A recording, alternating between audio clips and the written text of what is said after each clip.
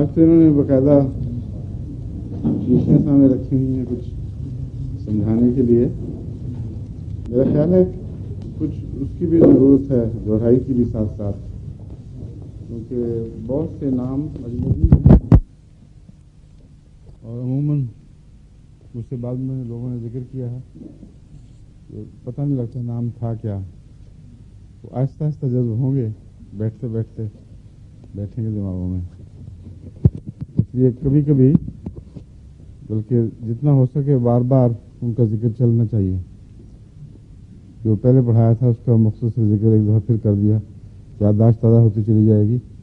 ورنہ بعض علامتیں جو ذہن میں نقش ہو گئی ہیں اپنی دلچسپی کے لحاظ سے, یہ نہیں یاد رہے گا کہ اس دوا کی تھیں یا اس دوا کی تھیں. یہ بڑا کنفیوژن ہوتا ہے عموماً ہومیوپیتھ کے لیے. تو اس سے پہلے یہ جو میں نے گزشتہ دفعہ ذکر کیا تھا ہومیوپیتھی دوا بنتی کیسے ہے اور کس طرح اس کو بنا کے رکھنا چاہیے اپنے پاس. یہ وہ شیشیاں ہیں جن میں عموماً ہمیں دوائیں ملتی ہیں.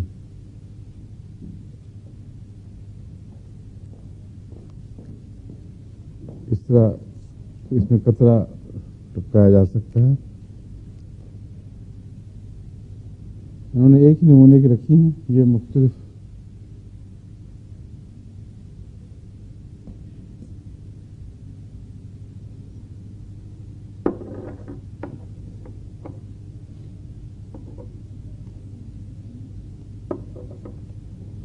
اچھی دوائیں جو میرے تجربے میں آئی ہیں, ایک تو بی ٹی کی ہیں, بہت قابل اعتماد.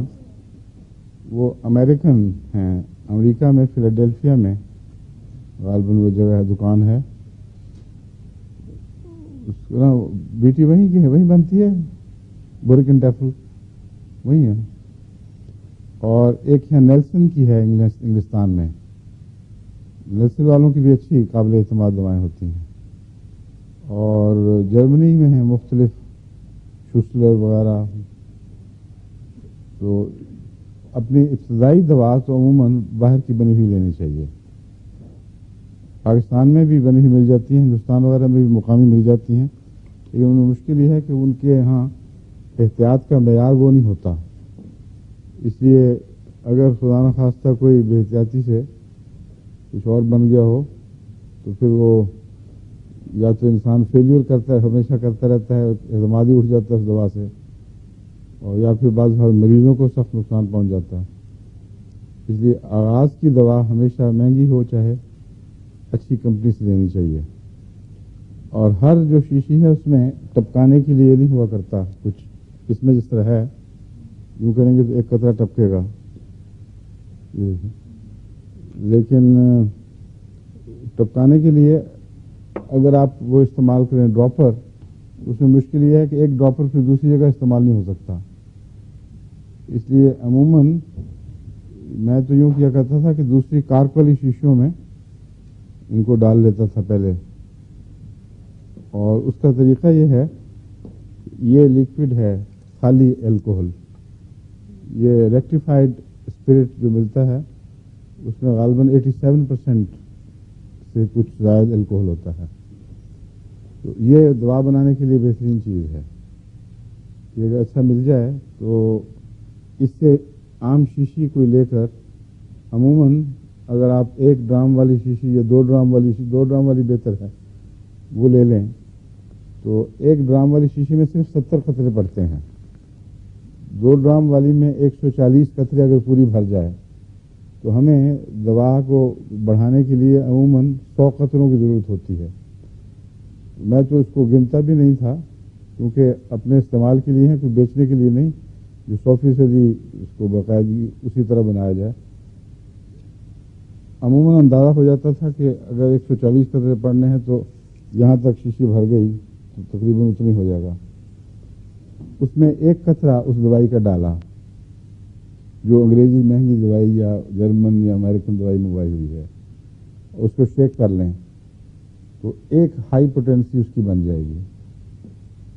اور یہ میرا تجربہ ہے کہ 30 کو ضروری نہیں کہ 30 ہی رہے, 31 بھی بن جائے تو اسی طرح کام کرتی ہے. اگر کوئی فرق ہے تو اتنا معمولی ہے کہ انسانی تجربے میں نہیں آتا وہ، لیکن احتیاطاً میں نے چونکہ زیادہ استعمال کرنی ہوتی تھی، وقف جدید کے ذریعے آگے مولمین کو بھی دینی ہوتی تھی، اس لیے میں 27-28 پوٹینسی وہاں سے منگوا لیا کرتا تھا۔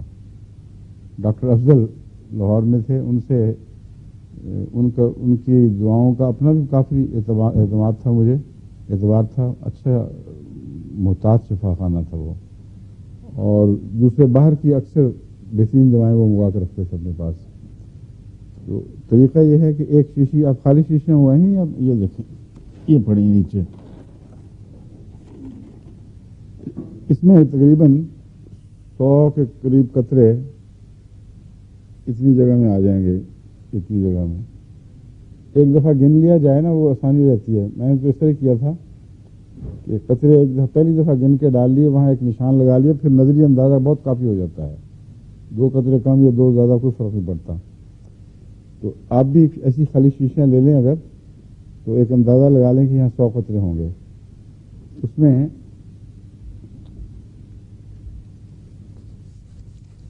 اگر 29 پوٹینسی آپ کے پاس ہو مثلا، تو اس سے 100 دفعہ آپ 30 پوٹینسی بنا سکتے ہیں۔ ہر قطرے پر 99 قطرے یا 100 قطرے دوسرے ایڈ کریں تو آپ کو ایک زائد پوٹینسی مل جائے گی۔ اس لیے اگر 30 کو سٹک کرنا ہو، 30 ہی بنانی ہو، تو 29 پوٹینسی خریدنی چاہیے۔ اب اگر 29 پوٹینسی 10 پاؤنڈ کی بھی آئے مثلا، تو اس کی 100 شیشیاں تو یہ بنیں گی۔ اور دوسرا طریقہ یہ ہے کہ ہر دفعہ جب اس میں سے قطرہ نکالیں تو ایک آدھ قطرہ ڈال کے پھر اس کو پورا کر لیا کریں، تو اس کی پوٹینسی 1/100 کم ہوگی صرف، اور رفتہ رفتہ اسی سے اگر آپ بڑھاتے چلے جائیں تو جو دوسرے ہومیوپیتھ ہیں ان کو اعتراض ہوگا، مگر میں نے تو اس طرح ہی کی ہوئی ہے ہومیوپیتھی ربا میں، اور کبھی بھی دوا فیل نہیں کرتی تھی۔ جس کا اندازہ تھا کہ یہ کام دکھائے گی وہ ضرور دکھاتی تھی، اس لیے اس میں اتنے نفرے کرنے نہیں چاہیے۔ اس میں پہلی دوا جو بنی ہوئی ہے وہ بہت اہم ہے، وہ میں نے دیکھا ہے بعض دفعہ پاکستان میں دوسری جگہوں سے آتی تھیں تو لگتا تھا کہ یہ دوا میں کچھ نقص ہے، اس کو چھوڑ دیا، اصل دوائی پرانی منگوائی تو وہ کام دکھا دیتی تھی۔ تو ایک دفعہ صحیح دوائی آ جائے اور خود آپ احتیاط سے بنائیں تو پھر مشکل کام نہیں ہے، اسی دوا کو 20 سال تک چلا سکتے ہیں آپ۔ ڈاکٹر کینٹ یہ لکھتے ہیں کہ ہومیوپیتھک دوا ایک دفعہ چاہے میٹھے میں بھی ڈال کے بنا دی جائے تو 100 سال میں بھی خراب نہیں ہوتی، صرف شرط یہ ہے کہ اس کو دھوپ میں نہ رکھا جائے۔ ڈائریکٹ دھوپ کی ریڈیشن اس پر کچھ اثر انداز ہوتی ہے ان کے خیال میں۔ میں نے اس کا تجربہ تو نہیں کیا، لیکن ہمیشہ احتیاط کی ہے کہ دھوپ میں دوا نہ کھولی جائے، مگر کیا ہوتا ہے میں نہیں جانتا کیوں ایسا ہوتا ہے۔ احتیاط میں کوئی حرج بھی نہیں، عام روشنی میں کوئی حرج نہیں، براہ راست دھوپ کی شعائیں اس پر نہ پڑیں۔ تو ایک قطرہ 100 قطروں میں ملا دیں، اس کو کیوں 2 جھٹکے دیں تو ہومیوپیتھی کی پوٹینسی تیار ہے، اور وہ سال ہر سال تک اسی خرچ پہ چلا سکتے ہیں۔ وہاں صرف یہ دقت ہوتی تھی، گرمی چونکہ بہت تھی، بس ڈھکنا ذرا سا بھی ڈھیلا رہ جائے تو اڑ جایا کرتی تھی دوا۔ ایک دفعہ خشک ہو جائے تو پھر نہیں اس کو اس میں بنانا، وہ لکوڈ فارم میں ضروری ہے پہلا اس کا حصہ۔ خشک کے ساتھ اگر کچھ چمٹا ہوا تو ہمیں علم نہیں کیا تھا، لیکن خشک شیشی کو دوبارہ تازہ کرنے کی کوشش نہ کریں، اس میں کچھ نہ کچھ پہلے موجود ہونا چاہیے۔ اب یہ شیشی ہے، اس میں آپ کو ڈال کے دوا بنا کے دکھاتا ہوں۔ دوا بنانے سے پہلے لازم ہے کہ اس پر ایک چٹ لگائیں اور جو دوا آپ نے بنانی ہے اس کا نام لکھیں، اور جو پوٹینسی بنے گی اس پر اس کا نام لکھیں، اور یہ نہ خیال کریں کہ مجھے یاد ہی ہے بس میں ابھی 2-3 رکھتا ہوں پھر میں اس کو ٹھیک کر لوں گا۔ ہمیشہ اس سے کنفیوژن پیدا ہو جاتا ہے اور انسان بھول جاتا ہے، اور دواؤں میں بہت احتیاط کی ضرورت ہے۔ دوا شیشی میں منتقل کرنے سے پہلے شیشی کے اوپر اس دوا کا پورا نام صاف ستھرا لکھا ہونا چاہیے۔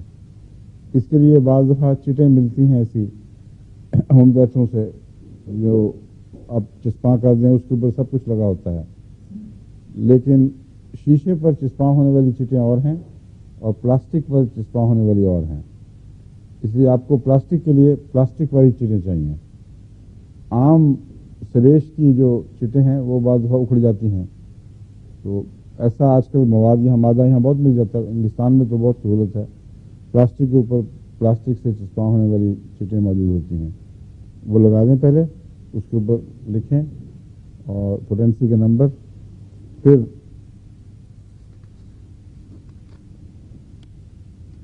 خواہ کترا پہلے ڈالیں خواہ لکوڈ پہلے ڈال لیں.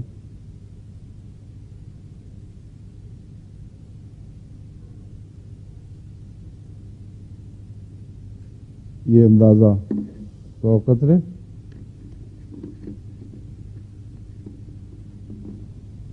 یہ دوائیں کون کون سی رکھی ہیں آپ نے؟ جلسیمیم ہے، انفلوئنزینم ہے، ایکونائٹ، آرسنک، بیسیلینم. یہ ایکونائٹ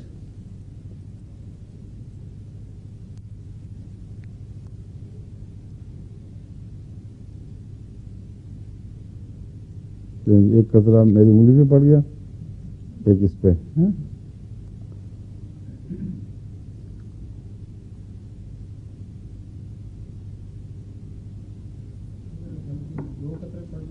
ڈونٹ مائنڈ، 2 قطرے بن جائیں تو بجائے اس کے کہ 1/100 ہو 1/50 ہو جائے گی، 3.5 پوٹینسی بن جائے گی، 30.5. تو اس سے کوئی فرق نہیں پڑتا. 30 35 40 جب 200 بھی اثر دکھاتی ہے، لاکھ بھی اثر دکھاتی ہے، تو ان چھوٹے باریک فرقوں کو پیش نظر رکھ کے وہم نہیں کرنا چاہیے. ایک آدھ کم ایک آدھ زیادہ کا تو سوال ہی نہیں پیدا ہوتا. ہیومن باڈی کے لیے تقریباً ایک ہی پیغام ہے اور پیغام ضرور مل جاتا ہے. تو یہ دوا تیار ہے ایکونائٹ.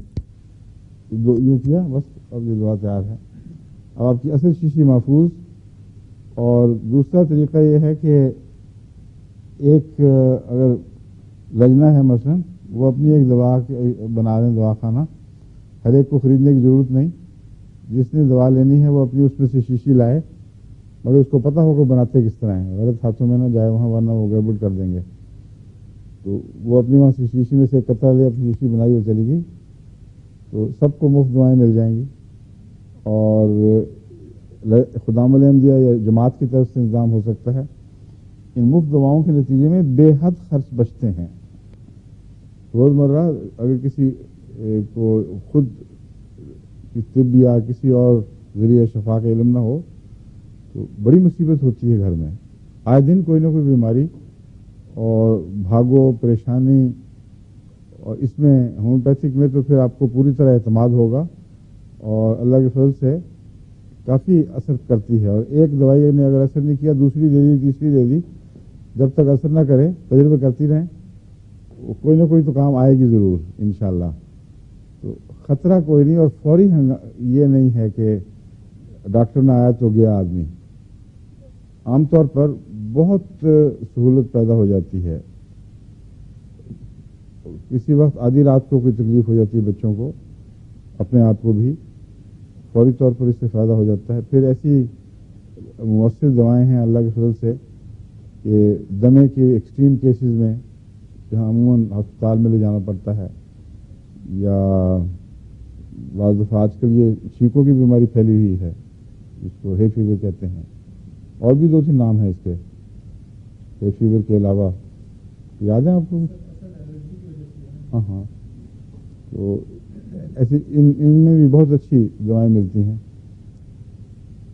جو مختلف فوری دواؤں کی ضرورت پیش آتی ہے ان میں زیادہ تر دمہ ہے اور اسہال، پیچش، پیٹ کی درد اور قے اور اچانک بخار ہو جانا، چوٹیں مختلف قسم کی. یہ تو ایسی دوائیں ہیں جو ہر حالت میں ساتھ رہنی چاہیے. اور ایلوپیتھک دوائیں اگر آپ اٹھائیں تو آپ کو اچھا خاصا بوجھ اٹھا کر پھرنا پڑے گا، لیکن اور پھر وہ بھی جلد ختم ہو جاتی ہیں۔ اگر آپ نے دوسروں کو فائدہ پہنچانا ہو تو مشکل پیش آ جاتی ہے۔ ہومیوپیتھک دوا کی اگر آپ لیکوڈ لے جائیں مثلا، اور یہ یقین ہو کہ وہ گرے گی نہیں، تو اس صورت میں ایک قطرے سے آپ 100 قطرے بنائیں اور پھر اس سے ایک قطرہ لے کے بنائیں تو 10,000 قطرے بن جائیں گے اس ایک قطرے سے، اور اس کو آپ پانی میں حل کر کے پورے قافلے کو، آپ قافلہ کیا سینکڑوں آدمیوں کو وہی دوا دے سکتے ہیں۔ کیوں جی؟ اب سوال جو ہیں وہ بعد میں کرنے ہیں، غالباً آپ ہی نے شکایت کی تھی، اس لیے اپنی شکایت پہ قائم رہیں۔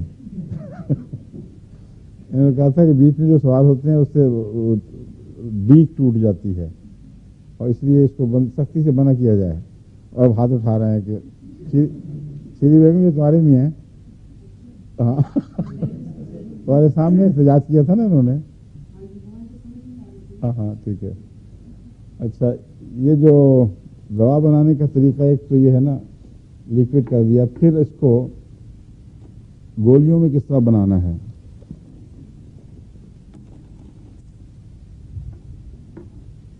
کہاں یہ ہے میرا کنائٹ؟ یہ ہے۔ اب یہ دیکھیں، یہ گولیاں پہلے سے ڈال کے رکھی ہیں، اس میں چھوٹی چھوٹی گولیاں، یہ گولیاں ہیں، یہ غالباً 20 نمبر کی ہیں۔ جتنی چھوٹا نمبر ہو اتنی گولیاں چھوٹی ہوتی چلی جاتی ہیں شاید، یا جو بھی صورت ہو، مجھے اب یاد نہیں رہا پورا۔ بعض گولیاں بہت باریک آتی ہیں، یہاں عموماً نیلسن والے بہت باریک گولیاں دیتے ہیں، تو اس سے کوئی فرق نہیں پڑتا موٹی گولیاں ہوں یا چھوٹی گولیاں ہوں۔ اگر سفر میں جانا ہو تو چھوٹی بہتر رہتی ہیں، کہ ان کی ڈسپینسیشن آسان ہے۔ تھوڑی سی چند گولیاں بھی دے دیں تو بہت سارے مریض اس میں بھگت سکتے ہیں، اس لیے عام طور پر ہم یہ استعمال کرتے ہیں سائز گولیوں کا۔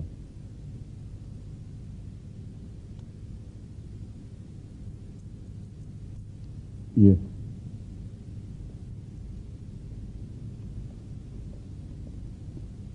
اب اس کو دوا بنانا ہو تو یہ دوا یوں بنے گی۔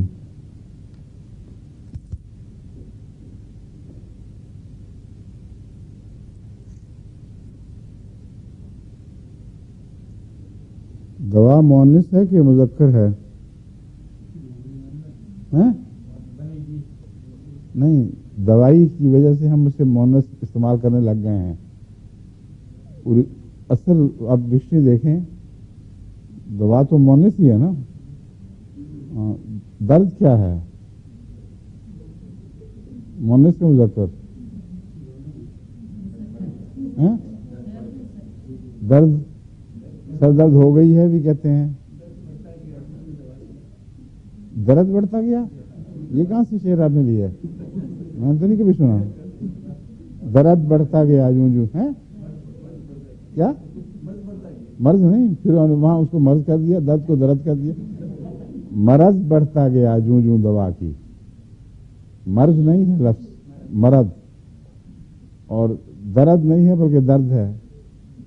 تو درد کی مثال میں آپ نے مرض کی مثال دے دی ہے، ملتی جلتی باتیں ہیں۔ عام طور پر درد مذکر استعمال ہوتا ہے، لیکن عرف عام میں اب مؤنث بھی استعمال ہونے لگ گیا ہے۔ سخت درد ہو رہی ہے کہتے ہیں نا، بہت درد ہو، کہاں درد ہو رہی ہے بتاتے ہیں، لیکن میرا خیال ہے یو پی ایس جو ہے وہ مذکر ہی استعمال کرتے ہیں اس کو، درد ہو رہا ہے۔ پائی نہیں، آپ نے بھی اچھا تماشا کیا، وہی تماشا کیا ہے والا، درد لا دوا پائی۔ اس سے طبیعت نے زیست کا مزہ پایا، درد کی دوا پائی، درد لا دوا پایا۔ دوا جو ہے وہ مؤنث ہے اور درد جو ہے وہ مذکر ہے، ٹھیک ہے؟ آپ کے لیے کمپلیمنٹ ہے عورتوں کے لیے کہ درد مذکر ہے اور دوا مؤنث ہے، ٹھیک ہے؟ کیا؟ ہاں وہ علاج یہاں سے ہوتے ہیں۔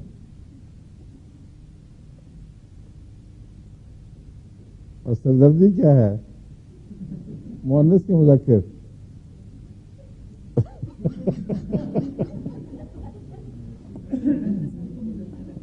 اچھا یہ ہے دوا بنانے کا طریقہ. گولیوں میں ڈال دیا جائے. عام طور پر ہومیوپیتھ جنہوں نے زیادہ پڑھا ہوا ہے وہ کہتے ہیں ان سب گولیوں کو پہلے کاغذ پہ ڈالو, اس پہ خشک کرو, اور پھر خشک کرنے کے بعد دوبارہ شیشوں میں ڈالو. اور وہ کہتے ہیں کہ اگر اس کے اندر نمی رہے تو ارد گرد کی چیزیں چوستی ہے, اور اس طرح اس میں اور چیزیں بھی شامل ہو سکتی ہیں. اگر ایسے توہمات میں پڑھیں تو جو اس کاغذ پہ ڈالتے ہیں اس پہ جتنی دوا اس میں ہے اس سے لاکھوں گنا زیادہ دوسری چیزیں موجود ہیں. آپ جھاڑ پونچھ کے صاف کر لیں, کاغذ کی اپنی کیمیائی مادے ہیں جن سے کاغذ بنا ہے, وہ اس کے اندر موجود رہتے ہیں. پھر ہوا میں سے گزرے گی, وہاں گرے گی, اور جب تک وہ خشک ہو اس وقت تک اور چیزیں گرد گرد اس پہ بیٹھتا رہے گا. اس لیے سارے وہم ہیں. میں تو عام طور پر اتنی بڑی شیشی میں 7 قطرے تقریباً ڈال دیا کرتا تھا. اس کو شیک کر لیا, ایک دفعہ بھیگ گئی تو تھوڑا سا بھیگی رہے تو حرج نہیں, بلکہ مریض کو زیادہ یقین ہوتا ہے کہ مجھے دوائی مل رہی ہے, اور کچھ دیر کے بعد خشک ہو جاتی ہے تو ٹھیک رہتی ہے. جو 6X والی دوائیں ہیں یہ ہیں وہ 6X 12X 3X بھی آتی ہیں. اس کا سسٹم یہ ہے کہ یہ ہر دفعہ 1/10 حصہ ڈائلیوٹ ہو جاتی ہے. یہ جس کو ہم ہومیوپیتھ دوا کہتے ہیں وہ سی پوٹینسی میں عموماً رائج ہو گئی ہے.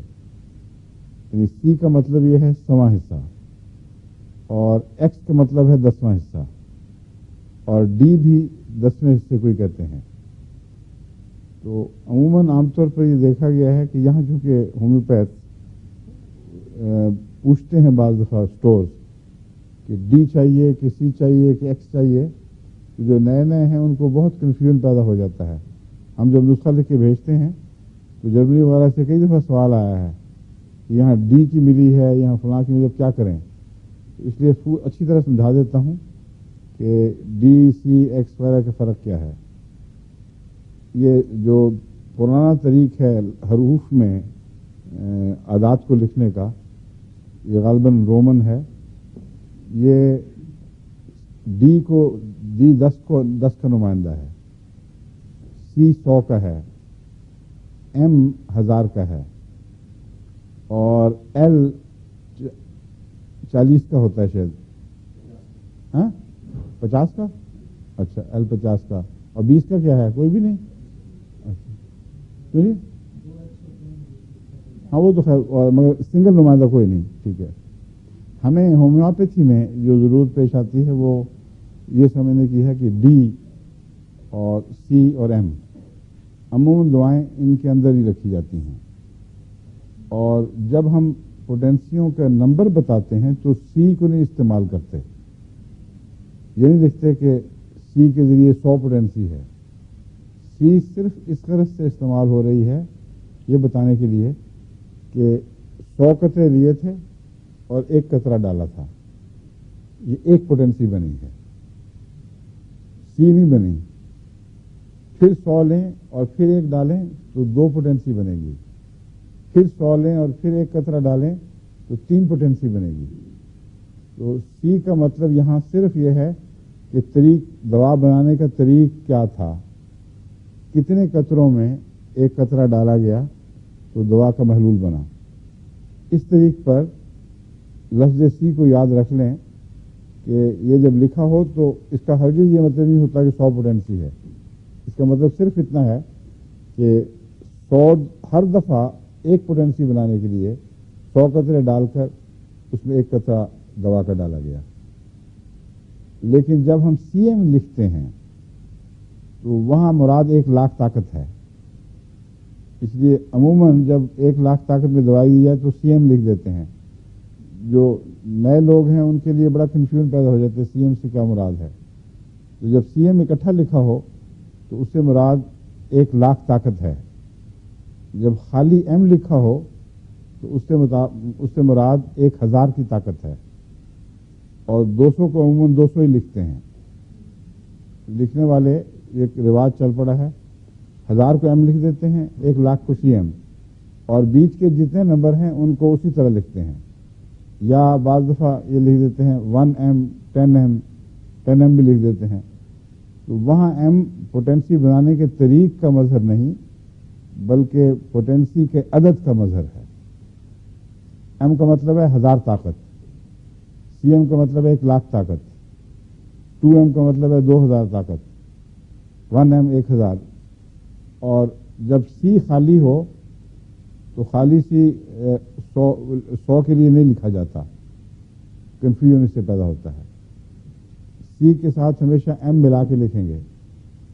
یہاں یورپ میں جو مختلف دواخانے ہیں ان میں سی اور ڈی لکھنے کا رواج ہے, خصوصاً جرمنی میں. اس لیے میں سمجھا رہا ہوں کہ وہاں کے جو ہمارے ہومیوپیتھ ہیں وہ بار بار پھر خط لکھ کے مجھ سے وضاحتیں مانگتے ہیں, ان کو ایک دفعہ پتہ لگ گیا ہے.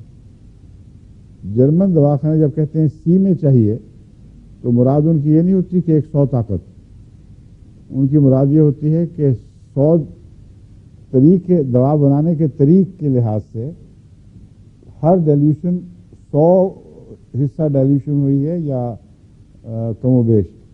اگر وہ پوچھتے ہیں تمہیں 100 چاہیے یا سی چاہیے یا ڈی چاہیے, ڈی کا مطلب ہے 10واں حصہ, اور عموماً وہ سی اور ڈی کے اندر ہی رہتے ہیں. اس لیے وہاں پہلے لکھا ہوگا ڈی, پھر 100 یا 200, سی 30 100 200. تو وہ سی اس جگہ جیسا کہ بیان کیا میں نے آپ کو دوائی بنانے کا طریق, اور ڈی بھی دوائی بنانے کا طریق ہے. ہومیوپیتھ میں ایک شاخ ہے جس کا نام بایو کیمسٹری ہے. اس شاخ میں بالعموم آغاز 10ویں حصے سے ہوتا ہے اور اسی کو اکثر جگہ اسٹک کرتے ہیں. اگر 100 میں چلا جائے دوا بنانے کا طریق تو اسی دوا کا نام ہومیوپیتھک دوا بن جاتا ہے. اس کا طریقہ یہ ہے کہ ایک ٹکیا اگر کسی زہر کی لی ہے اس میں 10 ٹکیاں میٹھے کی ڈالیں, اسی سائز یا وزن کی. ان کو اچھی طرح پیستے رہیں یہاں تک کہ یقین ہو جائے کہ وہ یکجان ہو گئی ہے اور اصل زہر کا ہر ذرہ اس کے ذرات میں برابر تقسیم ہو گیا ہے. اس کے بعد اس میں سے ایک ٹکیا اگر ٹکیا بنا لیں یا ایک حصہ لے لیں اور اس کو دوبارہ 10 حصے اور میٹھا ڈال کر پھر اسی طرح گھوٹیں اور پیستے رہیں تو اس سے 2x بن جائے گی. پہلی کا نام ہے 1x, دوسری کا نام ہے 2x. x کا مطلب بھی 10 ہے لیکن x استعمال ہوتا ہے بایوکیمک دواؤں کے طریق کے متعلق, اور ڈی عام طور پر ہومیوپیتھک طریق کی دواؤں پر استعمال ہوتا ہے. تو ٹکیوں والی دواؤں میں ہمیشہ آپ کو x ملے گا, 1x 2x 3x 6x, اور بعض دفعہ یہ 30x تک بھی چلی جاتی ہے. میں نے تو عام طور پر 6x ہی استعمال کی ہیں, زیادہ استعمال کرنے کی ضرورت نہیں آئی. 12x بھی ہو جاتی ہے. جب زیادہ اوپر جانا ہو تو میں اسی دوا کا ہومیوپیتھک طریق کا بنایا ہوا محلول استعمال کرتا ہوں بجائے اس کے کہ ایکسیز میں رہوں. لیکن بعض لوگوں کو جو بایو کیمسٹری کے جنون کا ہوتا ہے غیر معمولی, بعض ڈاکٹروں کا خیال ہے کہ ہر مرض کا علاج بایو کیمسٹری سے ہو سکتی ہے. انہوں نے اس پہ چھوٹی چھوٹی کتابیں بھی لکھی ہوئی ہیں. آج کل یہاں بوٹس وغیرہ میں بھی بایو کیمسٹری کی کتابیں ملنے لگ گئی ہیں اور چھوٹے چھوٹے کتابچے بھی. بایو کیمسٹری کا طریق, اس کا دوا بنانے کا طریق تو بتا چکا ہوں, باقی کچھ باتیں بایو کیمسٹری کے متعلق کہتا ہوں.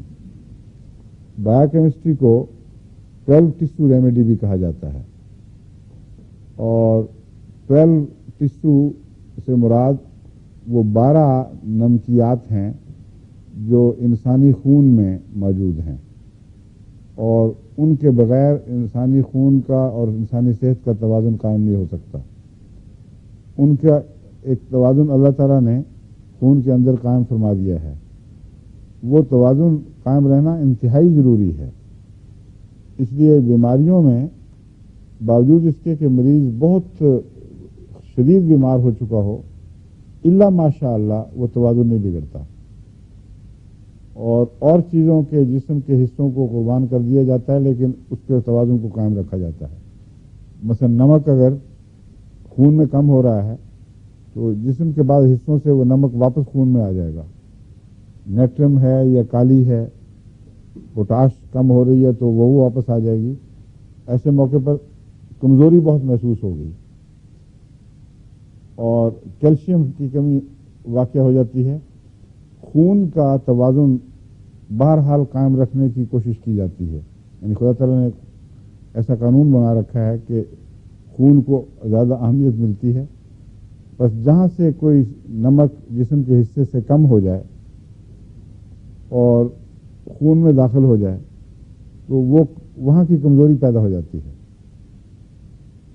بایوکیمسٹ کا خیال یہ ہے کہ نمکیات کا توازن بگڑنے سے انسانی اعضاء بیماریوں کے مقابلے کے اہل نہیں رہتے، اس لیے اللہ تعالیٰ نے جو ہمیں 12 نمکیات عطا فرمائی ہیں اور خون کے لیے وہ کافی ہیں، اس لیے ہمارے لیے بہت کافی ہے کہ ان کے اندر رہتے ہوئے ہر بیماری کا علاج کریں۔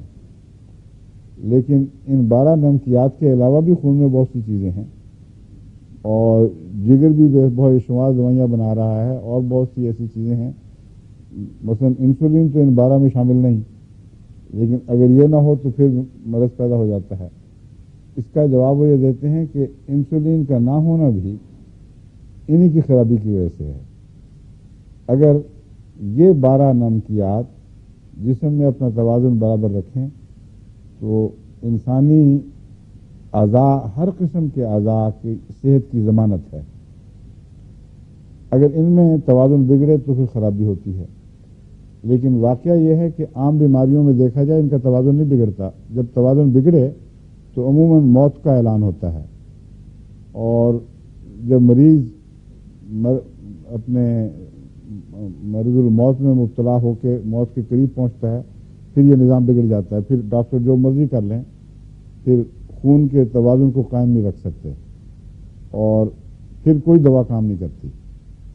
اس لیے وہ ان کی بات میں کچھ وزن ضرور ہے، لیکن یہ دعویٰ کر لینا کہ اس کے سوا کوئی دوائیں نہیں ہیں یہ غلط بات ہے، اور بہت ہی بڑی مصیبت گلے سہرنے والی بات ہے کہ ان 12 کے اندر ہی رہنا ہے، جبکہ معلوم ہے کہ دوسری دوائیں بہت اچھا اثر دکھاتی ہیں، ہر بیماری کے ساتھ تعلق رکھنے والی دوائیں موجود ہیں۔ اس لیے روزمرہ کے لیے ان دواؤں کا استعمال کرنا کوئی حرج نہیں، اور سفر میں عموماً فائدہ دیتی ہیں۔ لیکن اب کسی کو چوٹ لگی ہے مثلاً تو وہ ڈھونڈتا رہے 12 ٹیسو میں سے کون سی چیز ہے جو چوٹ کے لیے مفید ہوگی، کچھ نہیں ملے گا اس کو۔ فرم فاس ہوگی کہ جو ابتدائی طور پر ایکونائٹ کا بدل سمجھا جاتا ہے، جس طرح ایکونائٹ ہے نا ہر بیماری کے آغاز میں دے دو، فرم فاس بھی ہر بیماری کے آغاز میں دے دیتے ہیں، مگر ہاں نہیں، اس کو 12 ٹیسو ریمیڈی کہا جاتا ہے۔ سالٹ نہیں، 12 سالٹس، جب سالٹس کہیں گے 12 سالٹس کہیں گے، مگر ہومیوپیتھی میں جو اصطلاح ہے وہ ہے یا بایو کیمسٹری یا 12 ٹیسو، اس کو ٹیسو ہی کہتے ہیں، تو اس لیے میں اس ٹیسو استعمال کر رہا ہوں۔ تو بہرحال یہ ایک زبردستی کی پابندی اپنے اوپر عائد کرنے والی بات ہے جو بڑی مصیبت ڈال دیتی ہے، اس لیے کھلا ذہن رکھ کر چلنا چاہیے، جہاں سے شفا مل جائے۔ 12 کے اندر رہنا ضروری نہیں ہے، مگر اگر ان سے کوئی چیز ایسی، یعنی ان میں سے کوئی ایسی چیز ہو جو کسی معین بیماری میں اچھا اثر دکھاتی ہے تو ضرور استعمال کریں۔ جس طرح میں نے ذیابیطس کے لیے آپ کو بتایا تھا وہ یہ 12 ٹیسو کے اندر ہی ہے، یعنی 12 نمکیات کے اندر رہتے ہوئے ذیابیطس کا ایک اچھا علاج ممکن ہے، مگر بعض دفعہ بالکل کوئی اثر نہیں دکھاتی یہ دوا۔ مثلا میں نے آپ کو بتایا تھا کیلکیریا فاس، کالی فاس، نیٹرم فاس، یہ 3 دوائیں 6x میں، اور نیٹرم سلف اگر 200 میں دے دی جائے تو وہ بھی اسی اچھا اثر دکھاتی ہے، لیکن بعض ہومیوپیتھ اس کو بھی 6x میں استعمال کرتے ہیں۔ تو یہ چاروں 6X میں استعمال کی جائیں، کیلکیریا فاس، کالی فاس، نیٹرم فاس اور نیٹرم سلف. تو کہتے ہیں کہ اس میں ذابیطس کے جو محرکات ہیں یا موجبات ہیں ان پر بھی اثر انداز ہوتی ہیں دوائیں، اور ان کے جو بعض نتائج ہیں بعض بیماریوں کے ان پر بھی اثر انداز ہوتی ہیں. اس طرح سے انہوں نے عموماً تقسیم کی ہوئی ہے. کہتے ہیں نیٹرم سلف کا تعلق لیور سے بہت ہے، اور جگر کی اصلاح ہو اگر تو پینکریاز کی بھی اصلاح ہوتی ہے، اور پینکریاز کی صحت جگر پر منحصر ہے. اس لیے چونکہ نیٹرم سلف کا تعلق جگر سے ہے، اس لیے مستقل بنیادی علاج کے طور پر نیٹرم سیلف اس میں شامل کی گئی ہے. خون میں اگر شوگر زیادہ ہو تو اس کا نیٹرم فاس سے تعلق ہے. اس لیے بلڈ شوگر کے لیے پہلی دوا جو اس کے بایو کیمسٹ کے ذہن میں آئے گی وہ نیٹرم فاس ہے، سوڈیم فاسفیٹ. تو یہ دوا دینے سے کہتے ہیں خون کی شوگر کافی گر جاتی ہے. کیلکیریا فاس معدے کے علاج کے لیے، جس کا پھر اس سے آگے تعلق ہے، اور عمومی انتڑیوں کے علاج کے لیے مفید ہے. اس کا آنکھوں پر بھی اثر ہوتا ہے، لیکن مثلاً خاص طور پر جب گلوکوما ہو، جس کو کالا موتیا کہتے ہیں، تو بالعموم جلسیمیم 200 کے علاوہ کیلکیریا فاس بہت مفید ہوتی ہے اس میں. تو متفرق اثرات اس کے چاروں طرف پھیلے ہوئے ہیں، یہ تجربے سے ان کے علم میں آئے ہیں. لیکن کیلکیریا فاس بھی شوگر کی دواؤں میں شامل ہے. اور آخری ہے کالی فاس. کالی فاس تو عام اعصابی طاقت کے لیے بہترین دوا ہے. اس کو تو آپ روزمرہ کے طور پر ایک قسم کی وٹامن کے طور پر استعمال کر سکتے ہیں. بچوں کو بات بھول جائے، اعصابی تھکاوٹ ہو، اس میں کالی فاس بہت مفید ہے.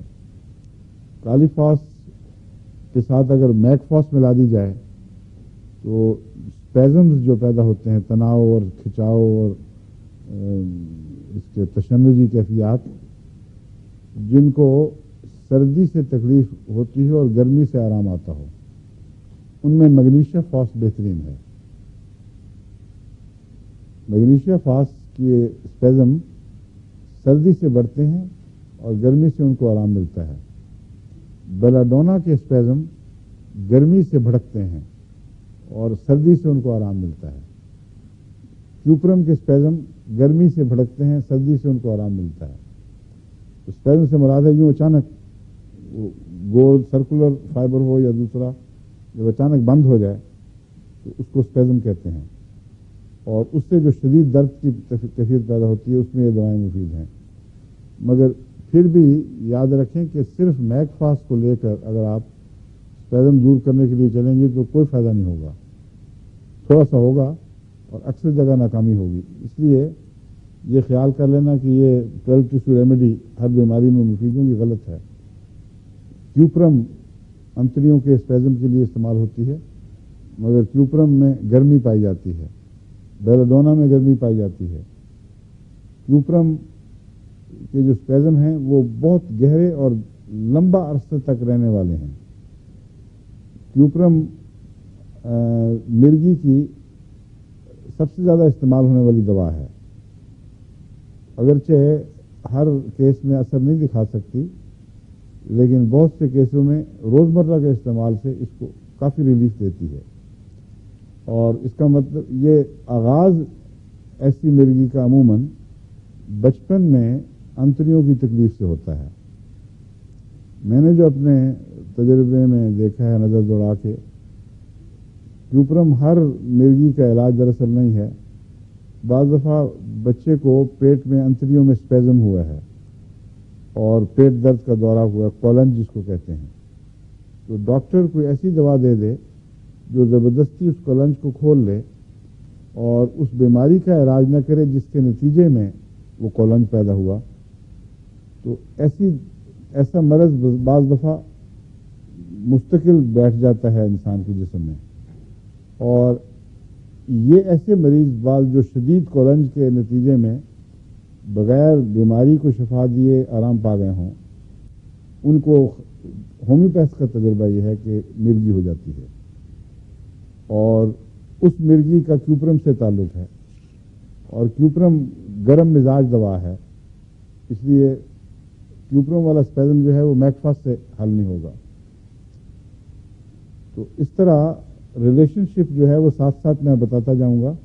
یعنی کیوپرم پہ ابھی ہم نہیں آئے، مگر ضمن تھوڑی سی بات کیوپرم کی بھی کر دی. اب میں آپ کو واپس لے کے جاتا ہوں آغاز کی طرف، جہاں سے ہم نے دوائیوں کا ذکر شروع کیا تھا، تاکہ ان کی موٹی موٹی علامتیں جو آپ کے دماغ پر نقش ہوئی تھیں وہ نقش تازہ ہو جائیں، اور ایک دوا کا دوسری دوا سے فرق واضح ہوتا جائے. کیونکہ اب جتنا آپ آگے بڑھیں گے ایک ہی جیسی چیزیں بہت سی دواؤں میں دکھائی دیں گی، اور دماغ پر بہت بوجھ پڑ جائے گا کہ یاد آ رہا ہے بس یہ چیز یہاں بھی تھی، وہاں بھی تھی، وہاں بھی تھی، وہاں بھی تھی، تو میں کہاں پہنچوں، کس کو پکڑوں. یہ جو مصیبت ہے یہ ابتدا میں ہر ہومیوپیتھ کے حصے پر آتی ہے اور بڑی مشکل پیدا کرتی ہے. اس لیے میں ان مشکلات سے گزرنے کے بعد جو تجربے حاصل کر چکا ہوں میں آپ کو سمجھانا چاہتا ہوں. آپ کو کوئی ضرورت نہیں اتنی مصیبتوں میں پڑنے کی. اگر آپ شروع میں بعض احتیاطیں کریں تو یہ کام آسان ہو جائے گا. عام طور پر جو ملتی جلتی چیزیں ہیں وہ امراض ہیں، ہر دوسری علامت نہیں ہے.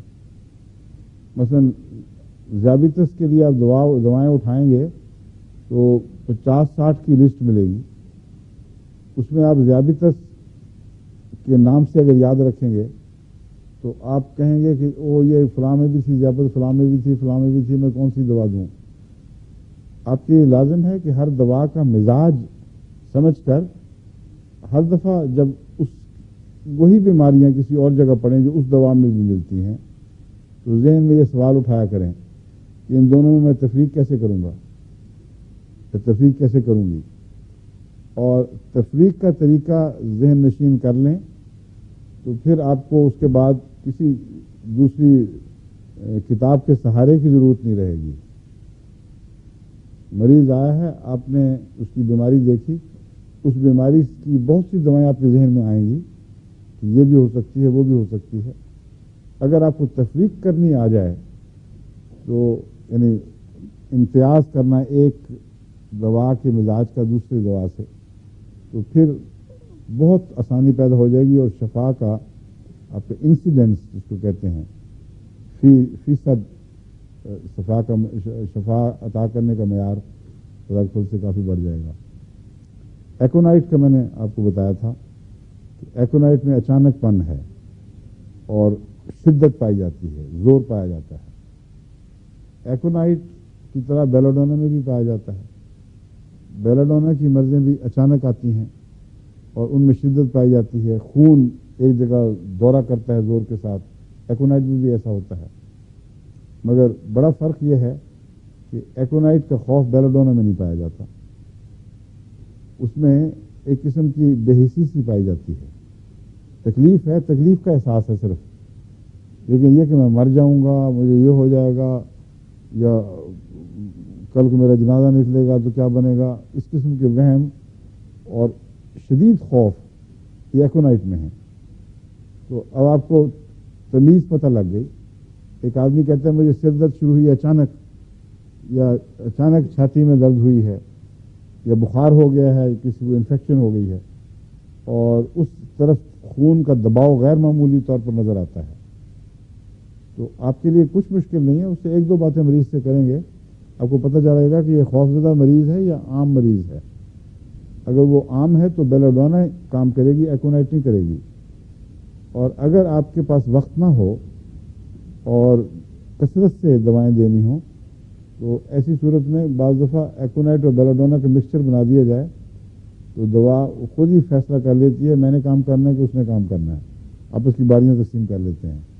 جہاں بیلاڈونا کی بیماری ہوگی وہی کام کرے گی، ایکونائٹ کی خبر بھی نہیں ملے گی جسم کو.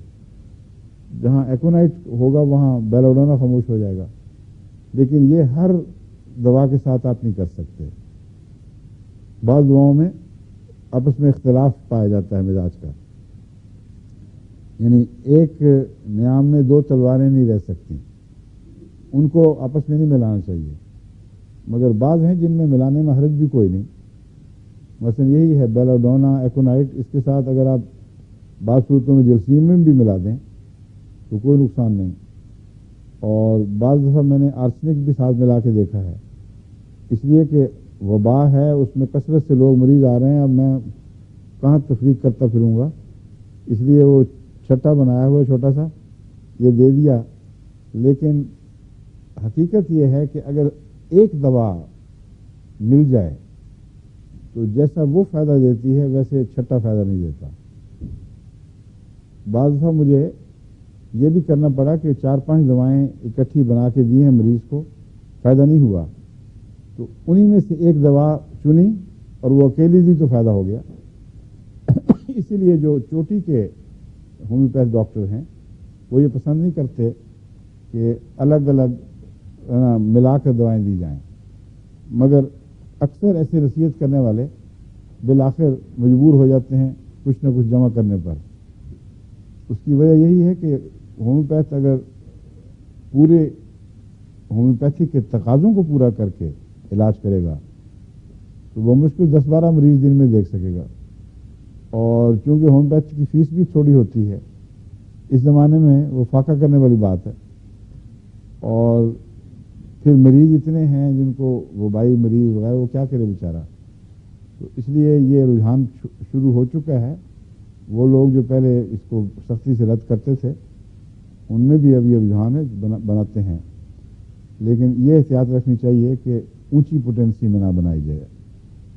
راجہ صاحب کو اختلاف ہے مجھ سے، مجھے پتہ ہے، وہ تو سی ایم میں بھی بنا دیتے ہیں. اور ہمارے وقف جدید والے جو ہومیوپیتھ ہیں وہ بھی بڑا کھلا ہاتھ رکھتے ہیں اونچی طاقتوں میں، لیکن ان کے غلط استعمال سے بہت نقصان پہنچ جاتا ہے.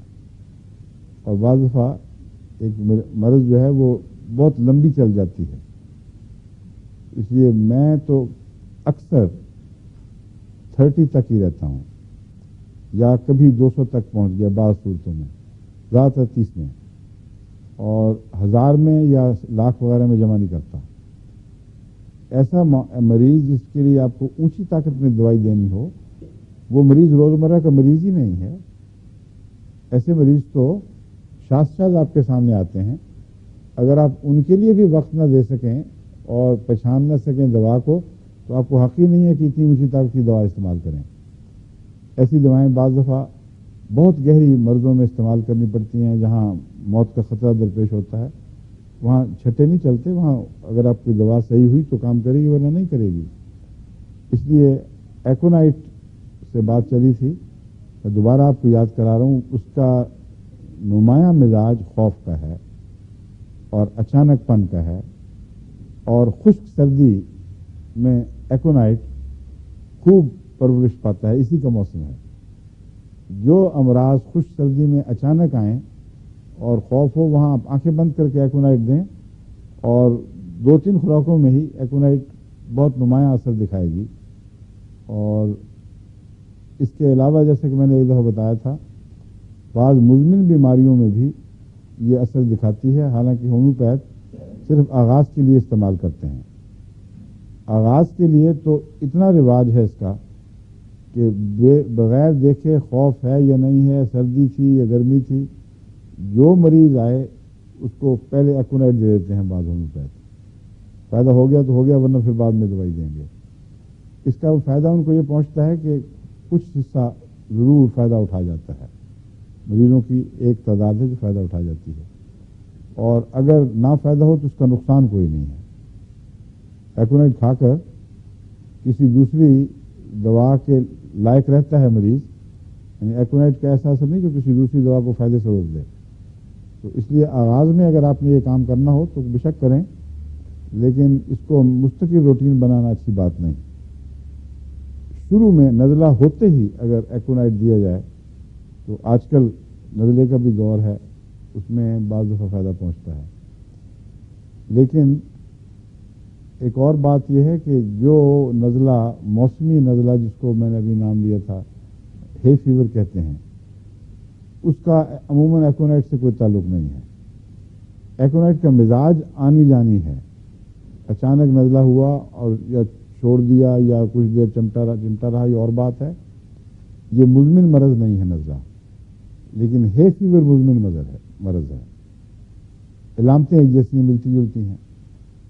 ہے فیور کو ہم کیوں ایک دائمی مرض کہتے ہیں اور عام نزلے کو کیوں نہیں کہتے؟ اس کی وجہ یہ ہے کہ عام نزلہ مختلف قسم کے جراثیم کے نتیجے میں آتا ہے، چلا جاتا ہے، اور دائمی کیفیت کو ظاہر نہیں کرتا. ہر آدمی کیسا بھی صحت مند ہو، کسی بھی مزاج کا ہو، وہ نزلے کا شکار ہو سکتا ہے. دائمی تب ہوگا جب اس کسی مریض کا مزاج ایسا ہو کہ وہ دائمی نزلاتی بیماریوں کا مریض ہو. اس صورت میں ایکونائٹ یا ایسی کوئی دوا کام نہیں کرے گی، اس کے آغاز ہی میں دیں آپ، کیونکہ بیماری مستقل موجود ہے.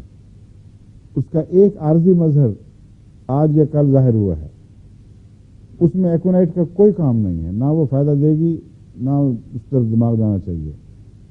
اس میں مریض کا علاج ضروری ہے، اور جب تک مریض کا صحیح علاج نہ ہو اس کو ان چیزوں سے چھٹکارا نصیب نہیں ہو سکتا.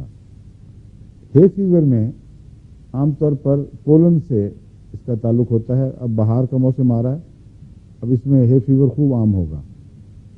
اس کی چھینکوں میں عام طور پر جو پہلے میں علاج کیا کرتا تھا نیٹرم میں 200 دیتا تھا، اور اگر اس کا فائدہ ہو جائے تو ٹھیک، ورنہ سیباڈیلا 6 میں یا 30 میں.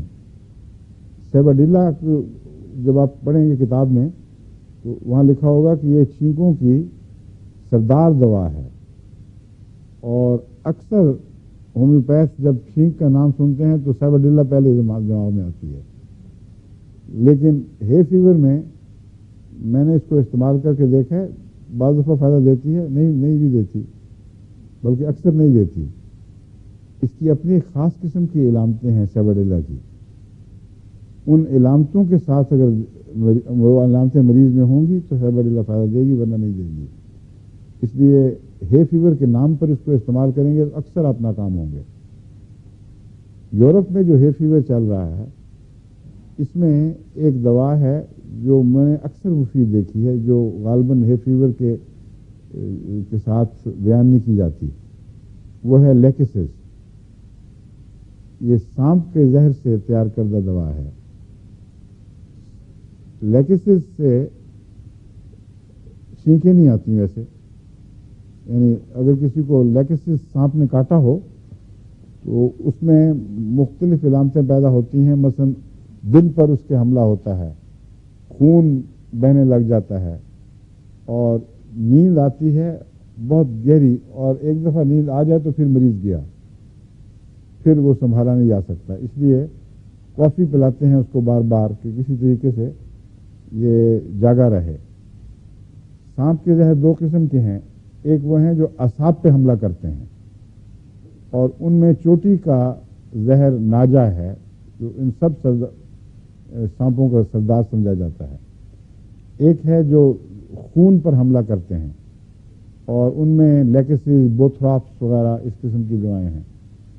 خون پر حملہ کرنے والے اس طرح حملہ کرتے ہیں جیسے آپ دودھ میں اگر کھٹاس ڈالیں تو دودھ پھٹ جاتا ہے. تو سانپ کے وہ زہر جو بہت ہی ہائیلی کنسنٹریٹڈ پروٹینز پر مشتمل ہوتے ہیں، یہ جب خون میں داخل ہوں کسی کے تو اپنی ذات میں ویسے زہر نہیں ہیں. آپ وہ سانپ کا زہر پورا پی جائیں، اگر آپ کے منہ میں زخم نہیں ہے، انتڑیوں میں زخم نہیں ہے تو کوئی تکلیف نہیں ہوگی. اسی لیے ڈاکٹر کہتے ہیں آپ سانپ کا زہر چوس جائیں، کوئی حرج نہیں. لیکن اگر زخم ہو تو پھر خطرہ ہے. یہ ایسا ہی ہے، آپ کے اندر خون ہے اور خون تو زہر نہیں ہے، لیکن کسی اور کا ایک قطرہ داخل کریں گے، پھر دیکھیں کیا ہوتا ہے. سارا جسم بھڑک اٹھے گا اور اس کے خلاف ایک رد عمل پیدا ہوگا. یہ جو رد عمل ہے یہ اللہ تعالیٰ نے خون کی پاکیزگی اور اس کی حفاظت کے لیے اور نسلوں اور ان کے مزاجوں کی حفاظت کے لیے ایک نظام جاری فرمایا ہوا ہے. اس لیے انسان کا خون بھی صرف یہ بحث نہیں ہے کہ انسانی خون ہے یا جانور کا خون ہے، انسان کا خون بھی انسان کے لیے زہر بن جاتا ہے. بس اگر منہ سے آپ خون کسی کے اندر زخم میں تھوک دیں تو سانپ کا اثر کرے گا وہ. اس لیے سانپ بیچارہ تو ہی بدنام ہے، ہر آدمی کے خون میں یہ زہر موجود ہے. اب جو زہر خون پر حملہ کرتے ہیں وہ اس طرح حملہ کرتے ہیں کہ اس کو دہی بنا دیتے ہیں، اس کو خون پھٹنے لگتا ہے. چھوٹے چھوٹے جس طرح بجلی کا اثر پڑتا ہے انسان کے اوپر کہ سارا خون کرڈ میں تبدیل ہو جاتا ہے، لوتھڑوں میں تبدیل ہو جاتا ہے. بعض زہر ایسے ہیں جو اس کا برعکس یہ اثر دکھاتے ہیں کہ خون میں جمنے کی طاقت ختم ہو جاتی ہے اور وہ ناک اور ہر ایسی جگہ جہاں میوکس میمبرین اور جلدیں ملتی ہیں وہاں سے خون بہنے لگتا ہے، اس کو ناخنوں کے بیچ میں سے پوروں میں سے نکلتا ہے. اور بعض دفعہ خون اس وقت بھی بہتا ہے جبکہ جم رہا ہو. وہ اس طرح کہ جو پنک سا خون نکلے گا وہ نیم خون ہوتا ہے، ورنہ اندر لوتھڑے بن چکے ہوتے ہیں وہ بھی بہہ جاتا ہے. کیونکہ یہ سانپ کے زہر ان جوڑوں پر بھی حملہ کرتے ہیں جہاں دو جلدیں ملتی ہیں. ایک اندرونی جلد کہلاتی ہے، ایک بیرونی. اندرونی جلد کو میوکس میمبرین کہا جاتا ہے. اب ناک کے اندر ایک میمبرین ہے، ایک جلد، یہاں دونوں کا ایک کنارہ ہے باریک. ہونٹوں پر بھی آ کے ایک کنارہ ہے جہاں سے اندر اور باہر کا فرق ہوتا ہے. تو عموماً سانپوں کے حملے میں یہاں سے زہر جاری ہوتے ہیں. لیکن سانپ میں چھینکوں کا آپ ذکر نہیں پڑتے. لیکن اس میں ایک اور ذکر ہے جس کی وجہ سے یہ مشابہ ہو جاتا ہے اس کمزوری کے، جس کو ہم الرجی ٹو پولن کہتے ہیں یا ہے فیور کہتے ہیں. وہ یہ ہے کہ سانپ کے اندر موسمیت پائی جاتی ہے اور بعض موسموں میں سانپ کا زہر غیر معمولی اثر دکھاتا ہے. اور بعض دفعہ کسی کو سانپ کاٹا ہو تو جن موسموں سے اس زہر کا تعلق ہے ان موسموں میں وہ دوبارہ پھر جوش دکھاتا ہے. بعض لوگ سمجھتے ہیں کہ ان کو ہر موسم میں وہ سانپ جہاں بھی ہو سانپ ضرور کاٹتا ہے. بعض سانپ ایسے ہیں جو اس لیے وہاں کاٹتے ہیں جا کر کہ اس موسم میں اس سانپ کی خاص بو پیدا ہو جاتی ہے. اور عموماً یہ کاٹنا اس لیے اس وقت ہوتا ہے جبکہ مادہ سانپ نے کسی کو کاٹا ہو اور ہر بہار کے موسم میں یا جو اس کا کوئی خاص موسم ہے اس کے جسم سے کوئی غیر معمولی خوشبو نکلتی ہے جس کو انسان نہیں سمجھتا، دوسرے جانوروں کو نہیں پتہ لگتا، مگر سانپوں کو پتہ لگ جاتا ہے. اس لیے ایسے موقع پر اگر ارد گرد سانپ ہو تو وہ جائے گا اور اس کو کاٹے گا. اور کہتے ہیں اکثر اس کا نقصان نہیں ہوتا. اس کی دو وجوہات ہیں. ایک تو یہ کہ سانپ کاٹنے کی نیت سے اس طرح حملہ نہیں کرتا کہ اس کو کاٹے غصے سے اور پھر اپنے سر کو دانتوں کو کھینچے زور سے. سانپ کے دانت یوں ہوتے ہیں، جب وہ یوں کاٹتا ہے تو کنڈی سی بن جاتی ہے اندر. اگر آپ اس کنڈی کو یوں واپس نکال دیں تو بہت کم زہر اس کے اندر داخل ہوگا. اگر آپ کھینچ کے نکالیں جس دانت ٹوٹ جائے تو اس کے دباؤ پڑتا ہے پیچھے تھیلیوں پر تو سارا زہر پنکچر ہو کے اندر چلا جائے گا. اس لیے ان کو سانپ ملائمت سے کاٹتا ہوگا، میرا یہ خیال ہے. یعنی اس طرح غصے کے ساتھ نہیں کاٹتا، اس لیے زہر پھینکتا ہی نہیں ہے اندر. یا دوسری بات یہ کہ الرجی کی ہے نا، سارا نظام ہی یہ سانپ کا زہر کا الرجک ہے. تو ان کو ایک دفعہ سانپ کاٹ چکا ہے، اس کے خلاف جسم رد عمل دکھا چکا ہے، اب وہ سانپ کاٹے بھی تو ان کو الرجی اس کے خلاف نہیں ہوتی. تو یہ چونکہ موسمی ہے اور سانپ کا زہر کا گہرا تعلق ہی الرجی سے ہے، اس لیے اگر ہے فیور میں لیگیسس کی 1000 خوراک آپ دے دیں رات کے وقت تو بعض دفعہ ایک ہی خوراک سے ہے فیور کی ٹینڈنسی ٹھیک ہو جاتی ہے. جرمن ہومیوپیتھ بھی اس کو استعمال کرتے ہیں، لیکن ان کا کوئی خاص سسٹم ہے، وہ وزن بھی کرتے ہیں اس کا دوائی کا. میں نے تو کبھی پرواہ نہیں کی کہ ایک گولی منہ میں گئی ہے یا 10 یا 50. لیکن شریف خالد صاحب نے مجھے بتایا تھا ایک دفعہ کہ ان کو اس کی تکلیف تھی پرانی الرجی کی، کسی قسم کی دواؤں سے علاج آرام نہیں آیا، ہومیوپیتھ نے بھی زور مار لیا، ایک جرمن ڈاکٹر کے پاس گئے، اس نے لیکسس دی، مگر اس سے پہلے ان کا وزن پوچھا، عمر پوچھی اور کئی، پھر وہ تول کے دی، ایک چھٹانگ لیکسس یا آدھی چھٹانگ لیکسس، اور کہا کہ اکٹھی ایک دفعہ کھا جاؤ. کہتے ہیں وہ اس کے بعد آج تک پھر کبھی تکلیف نہیں ہوئی، ایک بھی چھینک نہیں آئی. پھر یعنی اس بیماری کی چھینک ویسی تو آ جاتی ہوں گی ان کو، یعنی اگر وہ کالی مرچ سونگھ لیں تو چھینک تو آئے گی الرجی کی چھینک نہیں. میں نے اس لیے آپ کو سمجھایا ہے کہ جب آپ ایسے تجربے دیکھیں تو ان پر غور کیا کریں، وجہ معلوم کریں. یعنی ایک ہومیوپیتھ جو ہے وہ بہت ہی سختی سے علامتیں تلاش کرے گا، جو چھینکوں کی علامت ہوئی تو چھینکیں دوں والی دوائی دوں گا، وہ سیبرڈیلا کے اوپر عمر گوا دے گا اور مریض ٹھیک نہیں ہوگا. تو مریض کی جو ظاہری علامتیں ہیں صرف ان کو ہی زیر غور نہیں لانا چاہیے، بلکہ اس کی بنیادی وجوہات دیکھیں جس کا الرجی سے تعلق ہے کیوں ہے. وہ الرجی کسی خاص موسم میں آتی ہے، اگر وہ بہار کی الرجی ہے تو سانپ کا زہر بھی بہار میں جوش دکھاتا ہے، اس لیے اس الرجی کی درستی میں سانپ کے زہر کو دخل ہو سکتا ہے. یہ کسی کو خیال آیا ہوگا تو اس نے تجربہ کیا اور یہ دریافت ہو گیا کہ اس کا اثر ہے. لیکن صرف ایک دوا نہیں ہے اثر کرتی، اور بھی بہت سی دوائیں ہیں. بعض دفعہ نیٹرمیور جیسا کہ میں نے بتایا ہے، سوڈیم کلورائڈ جو ٹیبل سالٹ ہے وہ چھینکوں پہ بہت اچھا اثر دکھاتا ہے.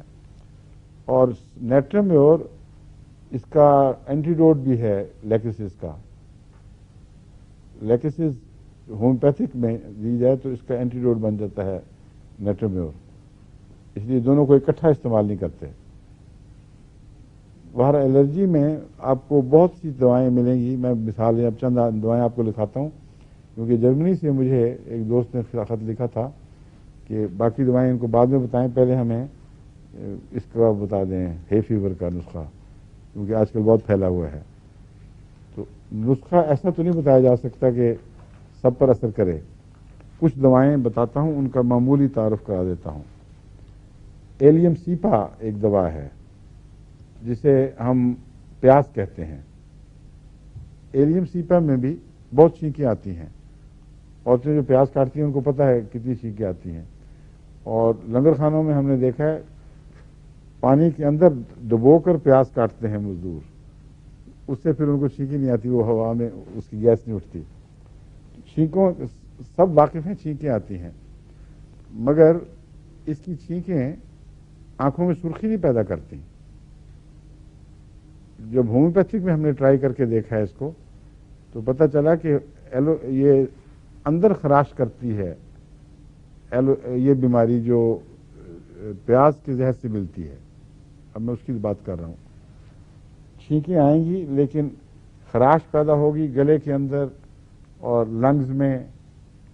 بعض دفعہ وہ اس سے ٹونسلز بھی پیدا ہو جاتے ہیں، مگر آنکھیں صاف رہتی ہیں.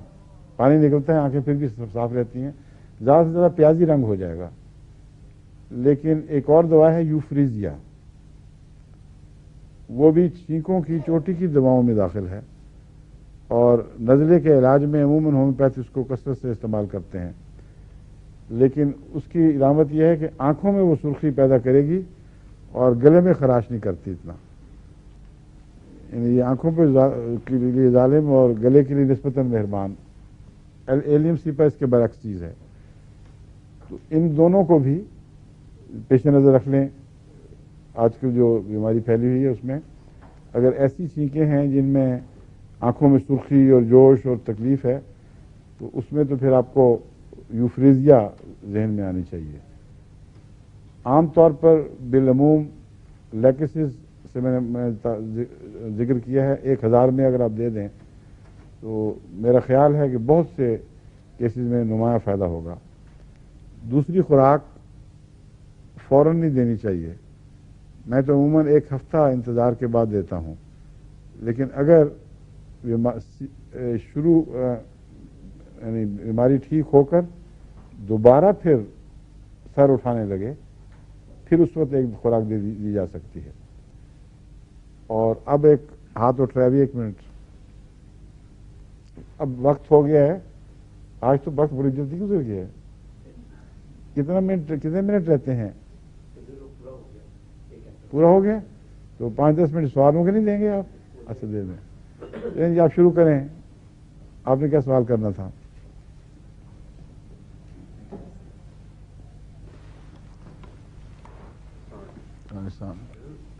جو آپ نے یہ پوٹینسی تیار کی تھی اس میں الکوہل میں، تو اس کو جو آپ نے پوٹینسی تیار کی ہے اس کو پھر گولیوں میں مکس کر سکتے ہیں یا کیا جو پوٹینسی آپ نے تیار کی ہے؟ ہاں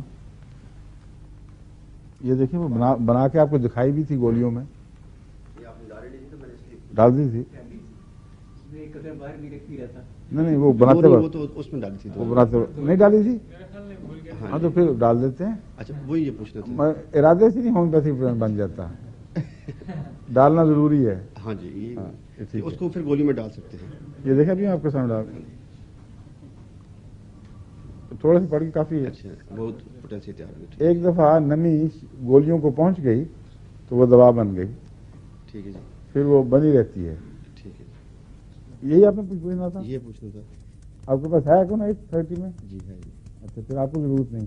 کس کو ضرورت ہے؟ اور ایکونیٹ 30 چاہیے؟ لے لیں. آپ نے پہلے ہاتھ اٹھایا صدر صاحبہ نے. لے لیں.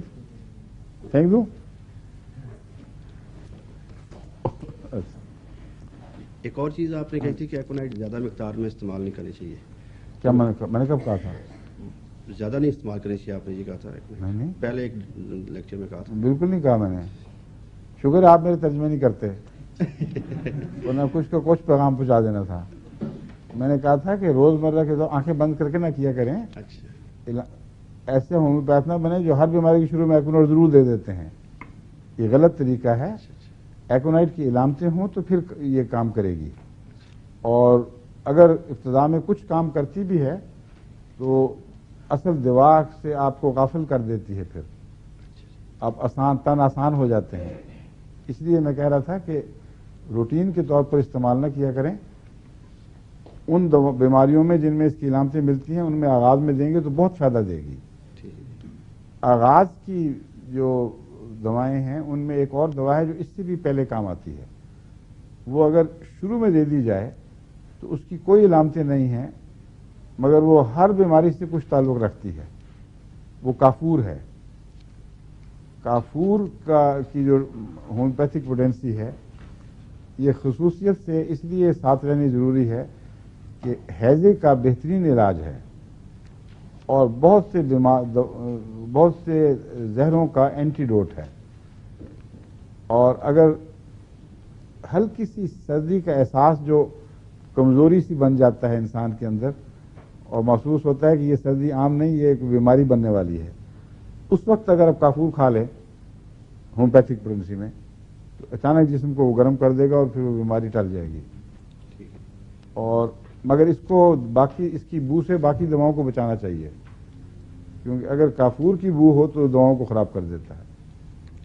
یہ جو چھینکوں کے لیے بعض کا صبح آتی ہے، بعض کا دوپہر کو شروع ہوتی ہے، بعض کا رات کو، اس کے لیے کوئی ایسا ہے؟ یہ مختلف اوقات ہیں جی. جب آپ کو ان سب دواؤں کے متعلق تفصیل سے بتاؤں گا اس وقت پھر میں بتاؤں گا نا ٹائم ہوتا ہے کہ آرسنک کا کون سا وقت ہے. وہ دن کو 12 بجے کے قریب 12-1 بجے، رات کو بھی 12-1 بجے. نیٹرمیور صبح شروع ہوتی ہے اور دن بھر اس کا اثر دکھاتی ہے، رات کو اس کا زور ٹوٹ جاتا ہے. تو ہر دوا کا اپنا ایک وقت اور اپنا خاص وقت سے گہرا تعلق ہے مگر وہ بحث اٹھے گی ہر دوا کے ساتھ ساتھ. ایک منٹ ادھر سے آپ کا سوال تھا. ہاں یہ پوچھنا چاہتی ہوں کہ یہ فیور کا ایک تو چھینکوں سے ہوتا ہے، ایک ہوتا ہے صرف آنکھوں سے پانی اور ناک سے پانی بہتا ہے. ہاں مگر آنکھوں سے پانی وہ اگر تو سوزش پیدا کرنے والا ہے تو پھر یوفریزیا ٹرائی کریں. اور اگر وہ بغیر سوزش کے ہے اور گلے میں سوزش ہے تو پھر ایلیم سیپا یعنی پیاز سے بنی ہوئی دوا. ٹھیک ہے. اور اگر اس سے فائدہ نہ ہو تو اور بھی بہت سی دوائیں مگر یہ استعمال کی جا سکتی ہیں شروع میں. آئیے فرمائیے. السلام علیکم حضور. جو نسخہ تیار ہو چکا ہے گولیوں کی صورت میں, اس کی ایکسپائری ڈیٹ کیا ہے؟ وہ میں بتا دیا آپ کو کہ 100 سال بھی رہ سکتا ہے. ہاں 100 سال ہو گیا. جو گولیوں کی صورت میں اس کا ہی بتا رہا تھا گولیوں والا. گولیاں ایک دفعہ بن جائیں, کوئی بھی چیز ہومیوپیتھک پوٹینسی میں تبدیل ہو جائے تو وہ پھر ٹھیک اسی طرح رہتی ہے, اس میں کوئی تبدیلی نہیں ہوتی, سوائے اس کے کہ کوئی بیچ میں اور چیزیں ڈال دی جائیں. اپنی شیشے میں محفوظ پڑی ہوئی ہے, کوئی تبدیلی نہیں ہوتی. میں نے دیکھا ہے, میں نے جب شروع میں ہومیوپیتھک کا آغاز کیا تھا تو 10-15 سال بعد تک بھی پرانی دوائیں جو بنائیں اور استعمال نہیں کیں, ضرورت بہت کم آتی ہے بعض دفعہ, تو جب ان کی ضرورت پیش آئی وہ دوائیں, وہی دوائیں دیں, فرق پڑتا تھا اس کا اللہ کے فضل سے. سوائے اس کے کہ میں بعض دفعہ صحیح مرض کی تشخیص نہیں کر سکا, مگر دواؤں کا قصور نہیں نکلا. تو دوائیں کام کرتی ہیں, مگر جو غیر ذمہ دار ہومیوپیتھ سٹورز ہیں ان پر اعتبار نہیں, کیونکہ بعض دفعہ وہ چٹے نہیں لگاتے وقت کے اوپر, کسی پر کچھ لگا دیا, کہیں وہ بدبودار جگہ میں یا کمفر پاس کھولا ہوا ہے اس کے ساتھ دوائیں کھول دی ہیں, وہ الگ مسئلہ ہے. پہلی دوا آپ اچھی لیں, مہنگی لینی پڑے. اور جہاں تک سستی دواؤں کا تعلق ہے, اچھی اور سستی, تو بہترین طریقہ یہ ہے کہ انگلستان کی بنی ہوئی دوائیں پاکستان سے منگوائیں, اور جرمنی کی بنی ہوئی دوائیں بھی پاکستان سے منگوائیں. امریکہ کے بھی غالباً یہی فارمولہ ہے, کیونکہ ان ملکوں نے ہیلتھ کے نام پر ان دواؤں پر اتنے زیادہ ٹیکس لگا دیے ہیں کہ اگر دوا کی قیمت 1 پیسہ ہے تو یہ وصول 100 پیسے کرتے ہیں. اور جب یہ دوائیں یہی کارخانے ایکسپورٹ کرتے ہیں تو ان پر لوکل ٹیکسز نہیں لگے ہوتے, اس لیے بہت سستی ایکسپورٹ کرتے ہیں. وہ جتنا مرضی منافع پاکستان میں ڈال لیں, اس کے باوجود جو انگلستان کی بنی ہوئی دوا ہے وہ پاکستان میں بہت زیادہ سستی ہے اور یہاں بہت مہنگی.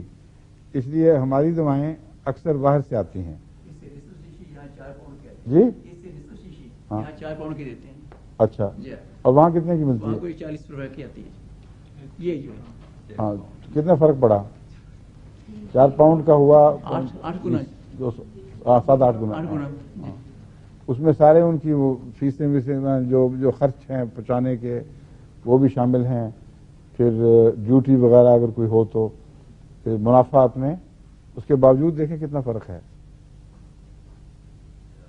جی فرمائیے. میں یہ پوچھنا چاہتی ہوں کہ ہومیوپیتھک دوائیوں کے ساتھ کھانے کی چیزوں کا ہوتا ہے. اب اس پہ اگر بات کیا کریں نا آپ لوگ تو ریکارڈ بھی ہو جائے گی آواز. یہاں آ جائیں.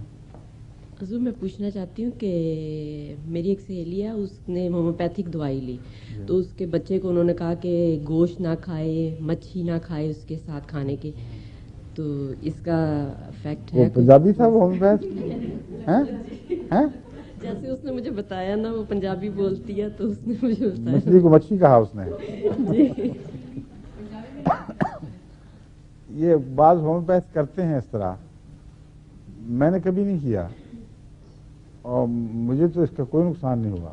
کیونکہ اس نے مجھ سے اپنے گھر میں بھی دیتے ہیں, کبھی بھی کھانے پینے کا کوئی پرہیز, یہ نہ کھاؤ وہ نہ کھاؤ, کبھی بھی نہیں کیا. بلکہ ایک دفعہ بھائی مبارک نے مجھے وہاں بنگلہ دیش میں, میرے بڑے بھائی ہیں بھائی مبارک جو وکیل اعلیٰ ہوا کرتے تھے تحریک جدید کے, وہاں مذاق میں مجھے کہا تمہیں پیچش ہو گئی ہے, رات دعوت ہے, اس لیے مجھ سے دوائی لے لو پیچش کی اور چھوڑو ہومیوپیتھی, ورنہ تو دعوت جائے گی, اب بڑی زبردست دعوت ہو رہی ہے. وہ مذاق میں چھیڑ چھاڑ کر رہے تھے. تو میں نے ان سے کہا کہ میں نے ایلوپیتھک دوائی نہیں کھانی, ہومیوپیتھک کھاؤں گا, اور آپ کے سامنے مرچیں بھی کھاؤں گا اور مانگ کے اور بھی لوں گا مرچیں.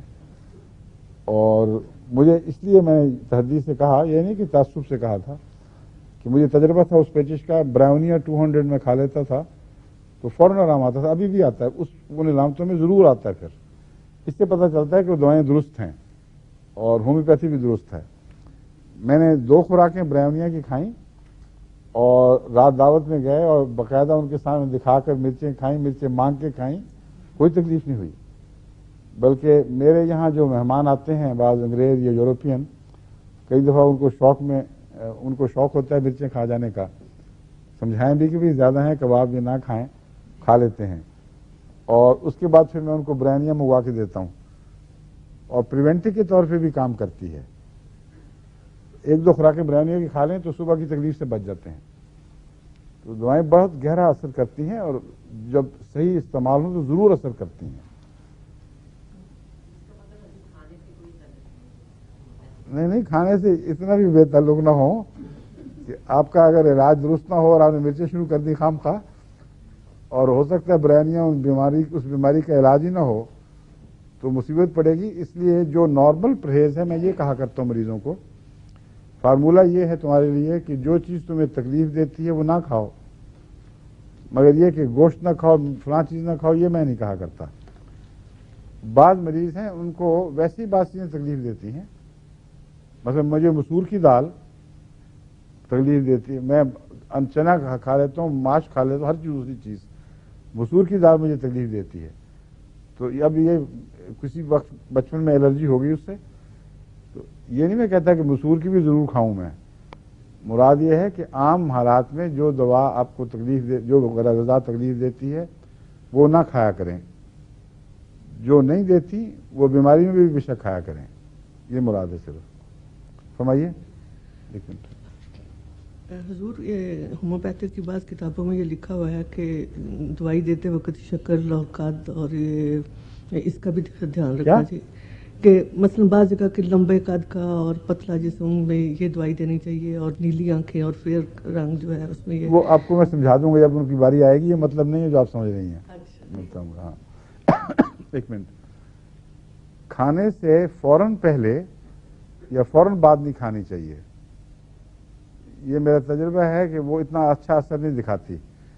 سب سے اچھا اثر ہومیوپیتھی خالی پیٹ دکھاتی ہے، اس لیے میں عموماً 2 کھانوں کے درمیان کہا کرتا ہوں کھانے کے لیے، اور یا صبح نہار منہ یا کھانے کے گھنٹہ ڈیڑھ کے بعد، تو اس وقت دراصل کھانے کے فوراً بعد جو خون کی توجہ ہے وہ معدے کی طرف ہو جاتی ہے، اور ہومیوپیتھ کسی طرح خون کی توجہ کسی اور طرف مبذول کرنا چاہتی ہے، تو معلوم ہوتا ہے ان 2 طبی رجحانات کا آپس میں ٹکراؤ ہو جاتا ہے۔